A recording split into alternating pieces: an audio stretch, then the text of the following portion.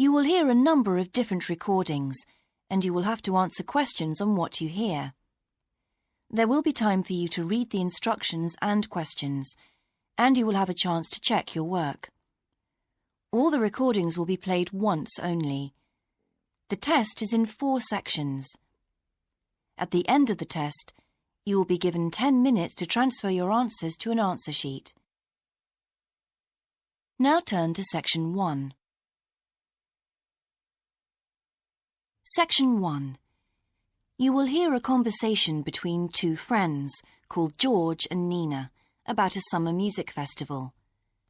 First, you have some time to look at questions 1 and 2.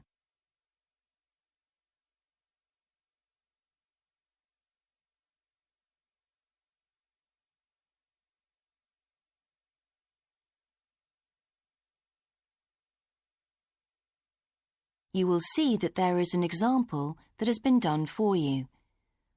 On this occasion only, the conversation relating to this will be played first. Hi, George. Glad you're back. Loads of people have phoned you. Really? I felt just like your secretary. Sorry. I went into the library this afternoon to have a look at a newspaper and I came across something really interesting. What? A book? No, a brochure from a summer festival, mainly Spanish music. Look, I've got it here. George says that he found a brochure from a festival, so B has been circled as the answer. Now we shall begin. You should answer the questions as you listen, because you will not hear the recording a second time. Listen carefully and answer questions 1 and 2. Hi, George. Glad you're back. Loads of people have phoned you. Really? I felt just like your secretary. Sorry. I went into the library this afternoon to have a look at a newspaper and I came across something really interesting. What? A book? No, a brochure from a summer festival, mainly Spanish music. Look, I've got it here. Spanish music? I really love the guitar. Let's have a look. So what's this group, Guittarini? They're really good. They had a video with all the highlights of the festival at a stand in the lobby to the library, so I heard them. They play fantastic instruments, drums and flutes and old kinds of guitars. I've never heard anything like it before. Sounds great. OK, shall we go then? Spoil ourselves? Yes, let's. The only problem is there aren't any cheap seats. It's all one price. Well, in that case, we could sit right at the front. We'd have a really good view. Yeah, though I think that if you sit at the back, you can actually hear the whole thing better. Yes. Anyway, we can decide when we get there. Before you hear the rest of the conversation, you have some time to look at questions 3 to 10.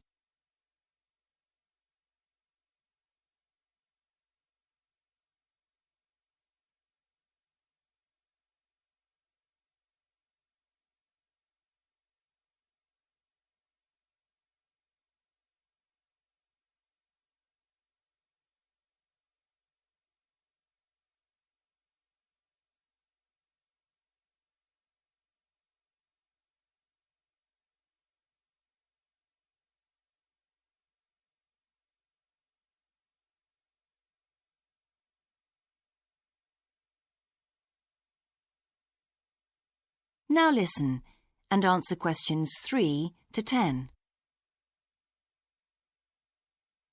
So will you fill in the form, or shall I? I'll do it. Name, George O'Neill. Address, 48 North Avenue, Westsea. Do you remember our new postcode? Still can't remember it.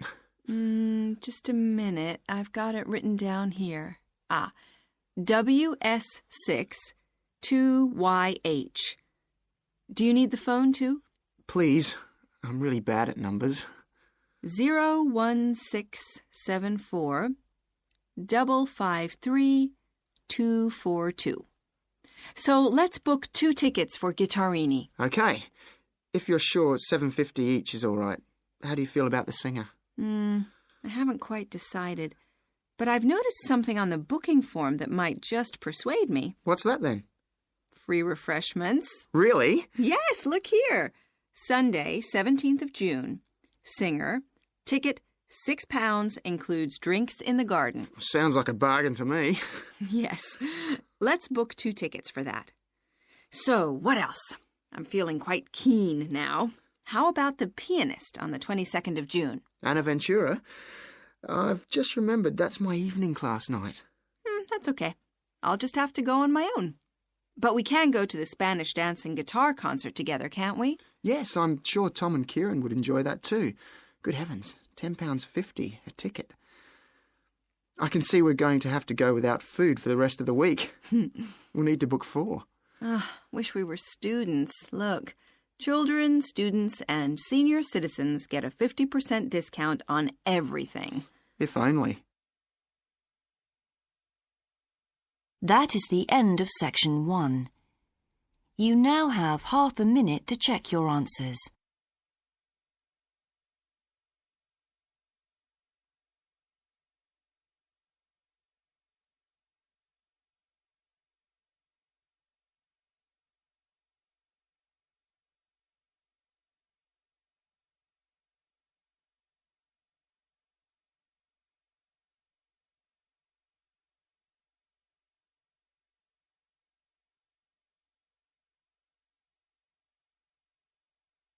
Now turn to section 2.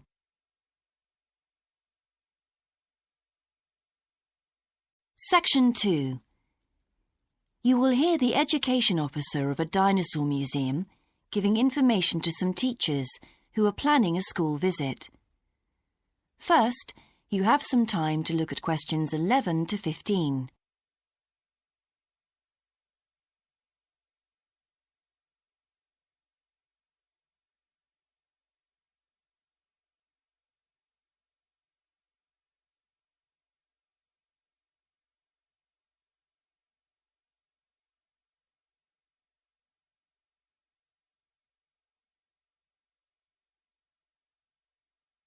Now listen carefully and answer questions 11 to 15. Hello, and thank you for asking me to your teachers' meeting to talk about the Dinosaur Museum and to tell you a bit about what you can do with your students there. Well, let me give you some of the basic information first. In regard to opening hours, we're open every day of the week from 9 a.m. to 8 p.m. except on Mondays, when we close at 1:30 p.m. And in fact, the only day in the year when we're closed is on the 25th of December. You can book a guided tour for your school group any time that we're open. If you bring a school group to the museum, when you arrive, we ask you to remain with your group in the car park. One or more of the tour guides will welcome you there and brief you about what the tour will be about. We do this there because our entrance is quite small and we really haven't got much room for briefing groups in the exhibition area.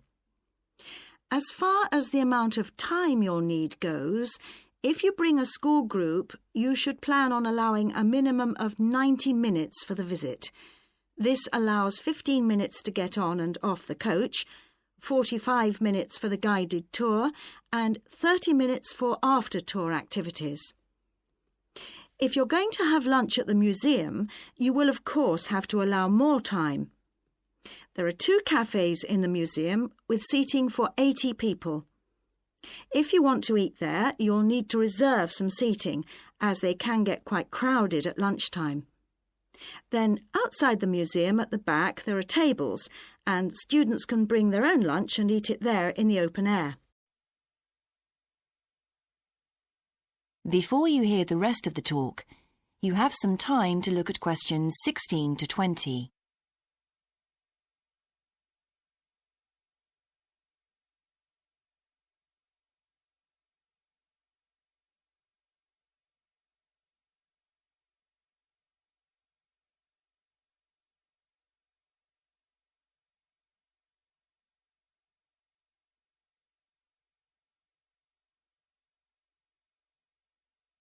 Now listen and answer questions 16 to 20. When the students come into the museum foyer, we ask them to check in their backpacks with their books, lunchboxes, etc. at the cloakroom before they enter the museum proper. I'm afraid in the past we have had a few things gone missing after school visits, so this is a strict rule. Also, some of the exhibits are fragile, and we don't want them to be accidentally knocked. But we do provide school students with handouts with questions and quizzes on them. There's so much that students can learn in the museum, and it's fun for them to have something to do. Of course, they'll need to bring something to write with for these. We do allow students to take photographs.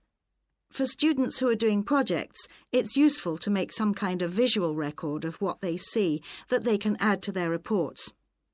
And finally, they should not bring anything to eat into the museum, or drinks of any kind. There are also a few things that students can do after the tour.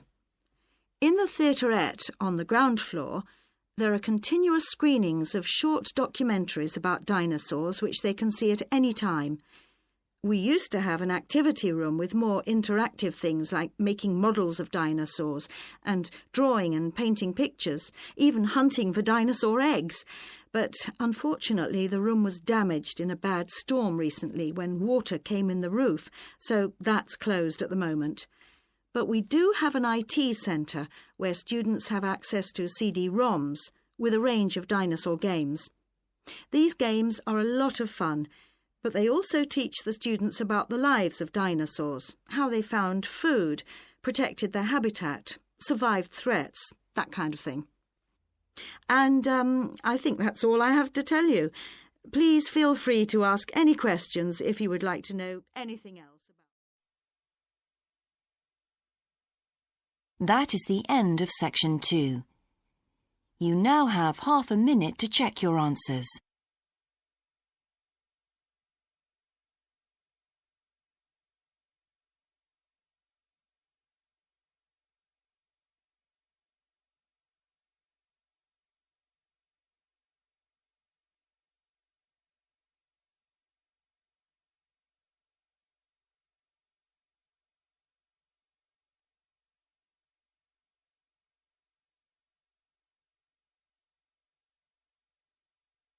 Now turn to section 3.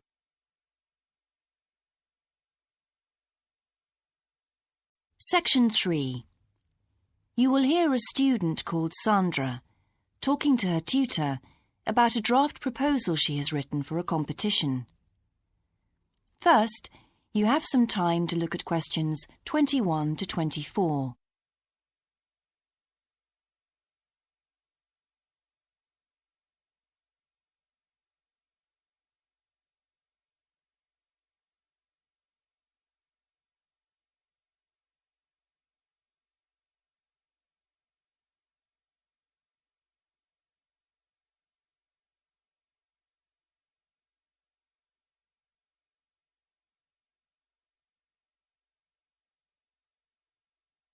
Now listen carefully and answer questions 21 to 24. Right, Sandra. You wanted to see me to get some feedback on your group's proposal, the one you're submitting for the Geography Society field trip competition. Uh-huh. I've had a look through your proposal, and I think it's a really good choice. Oh. In fact, I only have a few things to say about it, but even in an outline document like this, you really have to be careful to avoid typos and problems with layout in the proposal, and even in the contents page. So read it through carefully before submitting it, okay? Will do. And I've made a few notes on the proposal about things which could have been better sequenced. Okay. As for the writing itself, I've annotated the proposal as and where I thought it could be improved.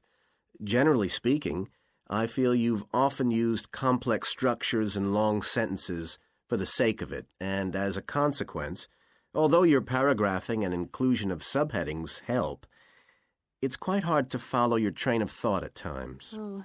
So cut them down a bit, can you? Really? Yes, and don't forget simple formatting like numbering.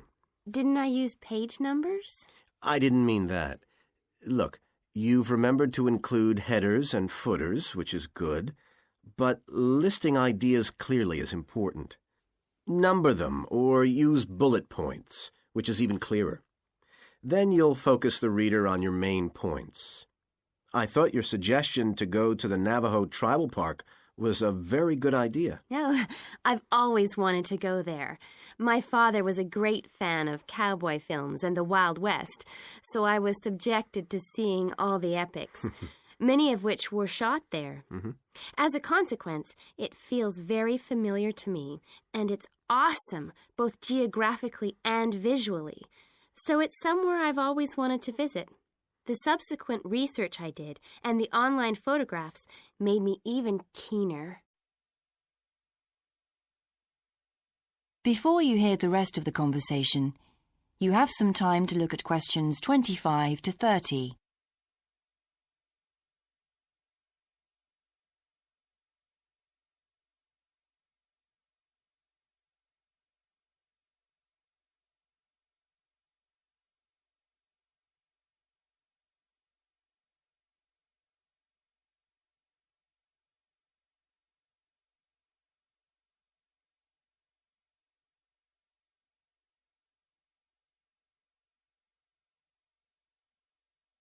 Now listen and answer questions 25 to 30. Interesting. Right, let's look at the content of your proposal now. Did you find it comprehensive enough? Well, yes and no. You've listed several different topics on your contents page, but I'm not sure they're all relevant. No? Well, I thought that from the perspective of a field trip, one thing I needed to focus on was the sandstone plateau and cliffs themselves. The way they tower up from the flat landscape is just amazing. The fact that the surrounding softer rocks were eroded by wind and rain, leaving these huge outcrops high above the plain. It's hardly surprising that tourists flock to see the area. Well, yes, I'd agree with including those points. And then the fact that it's been home to Native American Navajos and all the social history that goes with that. The hardships they endured trying to save their territory from the invading settlers. Their culture is so rich. All those wonderful stories. Well, I agree it's interesting, but it's not immediately relevant to your proposal, Sandra. So, at this stage, I suggest you focus on other considerations. I think an indication of what the students on the trip could actually do when they get there should be far more central, so that certainly needs to be included and to be expanded upon. And I'd like to see something about the local wildlife and vegetation, too. Not that I imagine there's much to see. Presumably the tourist invasion hasn't helped. Okay, I'll do some work on those two areas as well. But you're right, there's not much apart from some very shallow-rooted species. Although it's cold and snowy there in the winter, the earth is baked so hard in the summer sun that rainwater can't penetrate. So it's a case of flood or drought, really. So I understand. Now, before we look at everything in more detail, I've got a few factual questions for you. It would be a good idea to include the answers in your finished proposal, because they're missing from your draft. Fine. So you mentioned the monoliths and the spires, which was good. But what area does the tribal park cover? Do you know? 12,000 hectares, and the plain is at about 5,850 meters above sea level. Larger than I expected. Okay, where's the nearest accommodation? That's a practical detail that you haven't included. Have you done any research on that? Yes. There's nowhere to stay in the park itself, but there's an old trading post called Goulding quite near. All kinds of tours start from Goulding, too. What kind of tours? Well, the most popular are in four-wheel drive Jeeps, but I wouldn't recommend hiring those. I think the best way to appreciate the area would be to hire horses instead and trek around on those. Biking is not allowed, and it's impossible to drive around the area in private vehicles. The tracks are too rough. Okay. Lastly, what else is worth visiting there? There are several caves, but I haven't looked into any details. I'll find out about them. Okay, good. Now what I'd like to know is more about... That is the end of section 3. You now have half a minute to check your answers.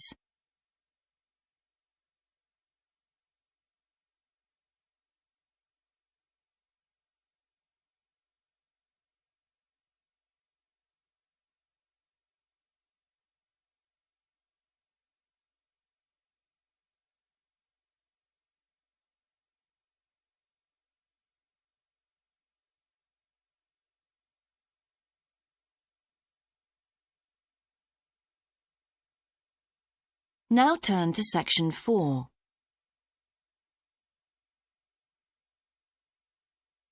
Section 4. You will hear a lecturer's introduction to a geography module. First, you have some time to look at questions 31 to 40.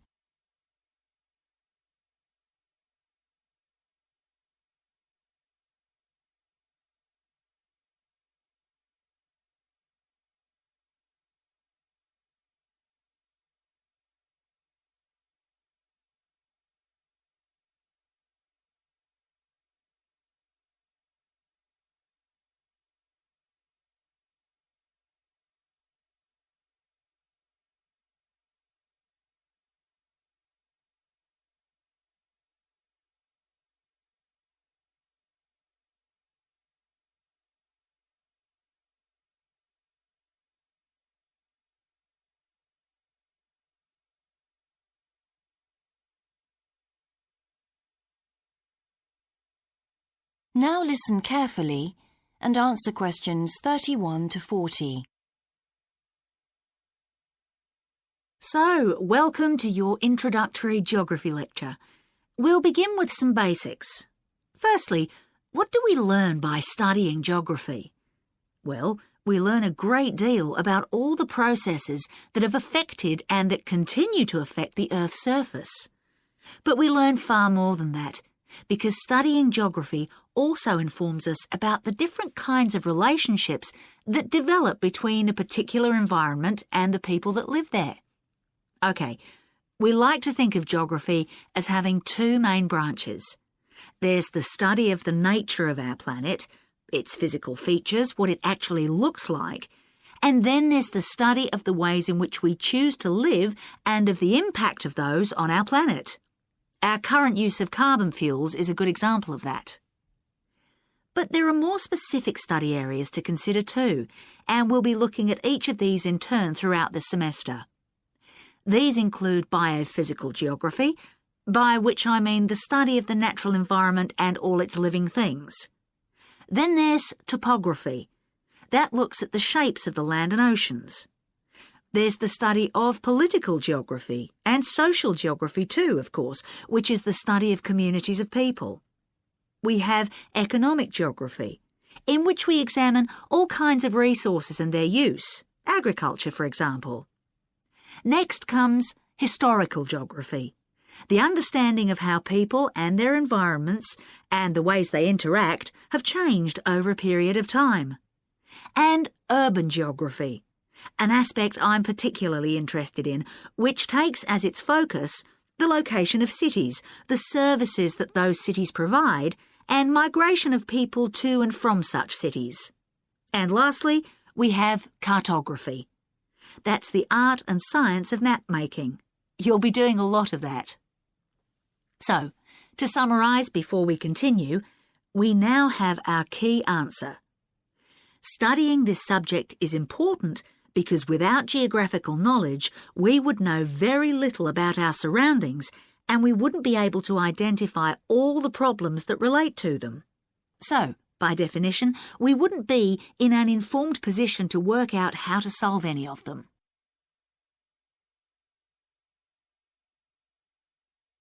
Okay, now for some practicalities. What do geographers actually do? Well, we collect data to begin with. You'll be doing a lot of that on your first field trip. How do we do this? There are several means. We might, for example, conduct a census, count a population in a given area perhaps. We also need images of the Earth's surface which we can produce by means of computer generation technology or with the help of satellite relays. We've come a very long way from the early exploration of the world by sailing ships, when geographers only had pens and paper at their disposal. After we've gathered our information, we must analyse it. We need to look for patterns, most commonly those of causes and consequences. This kind of information helps us to predict and resolve problems that could affect the world we live in. But we don't keep all this information confidential. We then need to publish our findings so that other people can access it and be informed by it. And one way in which this information can be published is in the form of maps. You'll all have used one at some stage of your life already. Let's consider the benefits of maps from a geographer's perspective. Maps can be folded and put in a pocket and can provide a great store of reference when they're collected into an atlas. They can depict the physical features of the entire planet if necessary, or just a small part of it in much greater detail. But there is a drawback. You can't exactly replicate something that is three-dimensional, like our planet, on a flat piece of paper, because paper has only 2 dimensions. And that means there'll always be a certain degree of distortion on a map. It can't be avoided. We can also use aerial photographs, pictures taken by cameras at high altitude above the Earth. These are great for showing all kinds of geographical features that are not easy to see from the ground. You can easily illustrate areas of diseased trees, or how much traffic is on the roads at a given time, or information about deep seabeds, for example. Then there are Landsats. These are satellites that circle the Earth and transmit visual information to computers at receiving stations. They circle the Earth several times a day and can provide a massive information. You'll all be familiar with the information they give us about the weather, for example. So, what we're going to do now is look at a short presentation in which you'll see all these tools. That is the end of section 4.